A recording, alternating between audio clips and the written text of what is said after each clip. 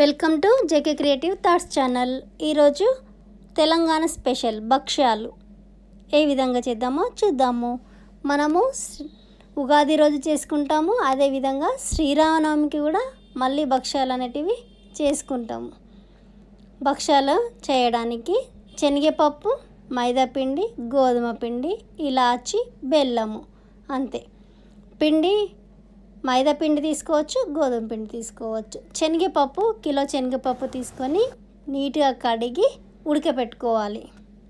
నీళ్ళని వార్చేసేయాలి. దాన్ని కట్చారు చేయొచ్చు. ఏ విధంగా చేయాలో చూద్దాము. అయితే పప్పును మనము ఆరబెట్టుకోవాలి. ఉడకపెట్టిన తర్వాత ఆరబెట్టి మిక్సీలో పట్టుకోవాలి. ఈ విధంగా గాలికి ఆరబెట్టుకోవాలి. ఆరిన తర్వాత మిక్సీ పట్టుకోవాలి. బెల్లము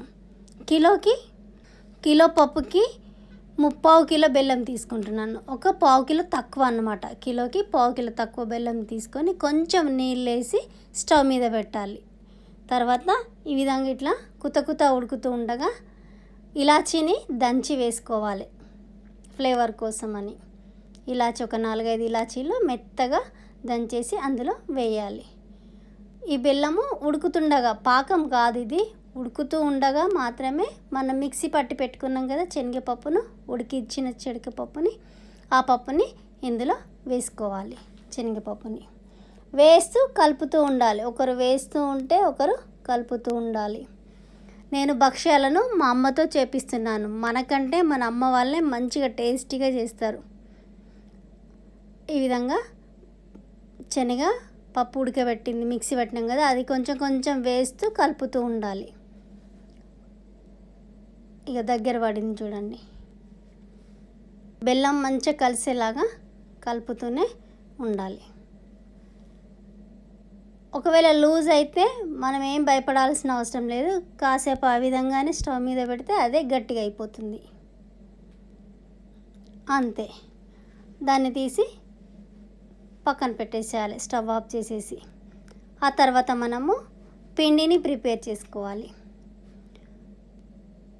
చూడండి, ఇంట్లో అయ్యేలాగా కలిపేసి పక్కన పెట్టేసేయాలి. పిండిని మనము తడుపుకోవాలి. ఇప్పుడు చల్లారనివ్వాలి.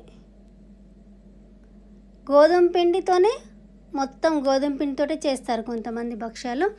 కొందరేమో మొత్తం మైదా పిండే తీసుకుంటారు. కానీ నేను 2 మైదాకి 1 గోధుమ పిండి, 2 గ్లాసుల మైదా పిండికి 1 గ్లాసు గోధుమ పిండి తీసుకొని తడిపినాను. దీనికి కొద్దిగా ఉప్పు వేయాలి. కొంచెం ఉప్పు వేసి, ఆయిల్ వేసి, నీళ్ళు కూడా వేస్తూ తడిపేసేయాలి. పిండిని తడిపి ఒక పావు గంట అరగంట పక్కన పెట్టేసేయాలి. మంచిగా నానుతుంది. పిండి నానితే భక్ష్యాలు అనేటివి మంచిగా వస్తాయి అన్నమాట. భక్ష్యాలు మనము నెయ్యితో చేయడం కంటే చేసిన తర్వాత నెయ్యితో తింటే చాలా టేస్టీగా ఉంటాయి. నేను నెయ్యిని తక్కువగానే యూజ్ చేస్తున్నాను, ఎక్కువగా వాడటం లేదు నెయ్యిని. ఇప్పుడు పిండిని కలిపేటప్పుడు కూడా ఆయిల్ వేయాలి, ఉప్పు వేయాలి, నీళ్ళు వేయాలి, రుచికి తగిన ఉప్పు వేసేసి, రుచికి తగినంటే కొద్దిగా లైట్గా వేసుకోవాలి అంతే. వేసేసి నీళ్ళు, ఉప్పు, నూనె బాగా కలపాలి పిండిని.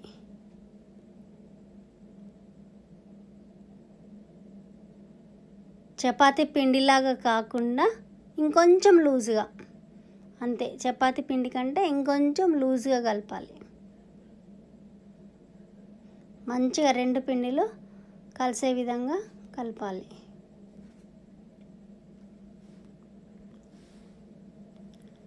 ఆ విధంగా కలుపుతూనే ఉండాలి.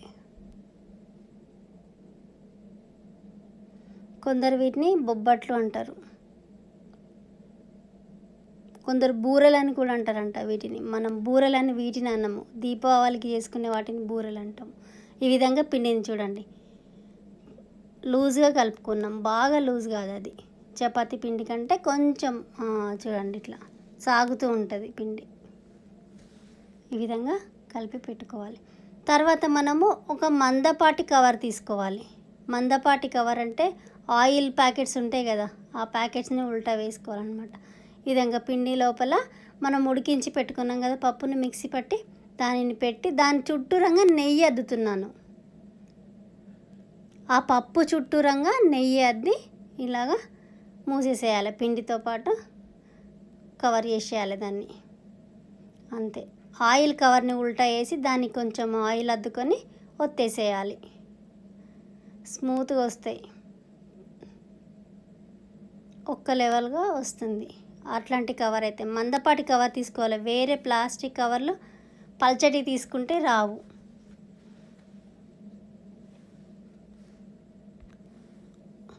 ఈ విధంగా వేసి స్టవ్ మీద అప్పటి వరకు స్టవ్ మీద పెంక పెట్టుకోవాలి.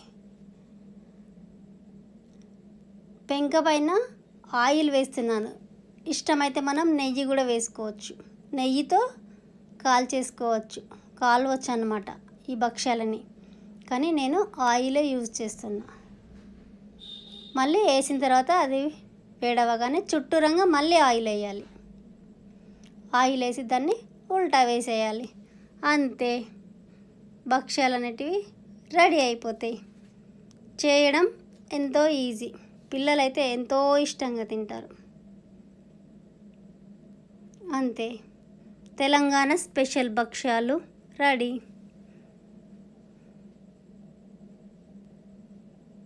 ఈ వీడియో మీకు నచ్చినట్టయితే లైక్ చేయండి, షేర్ చేయండి, సబ్స్క్రైబ్ చేసుకోండి మరిన్ని వీడియోల కోసం.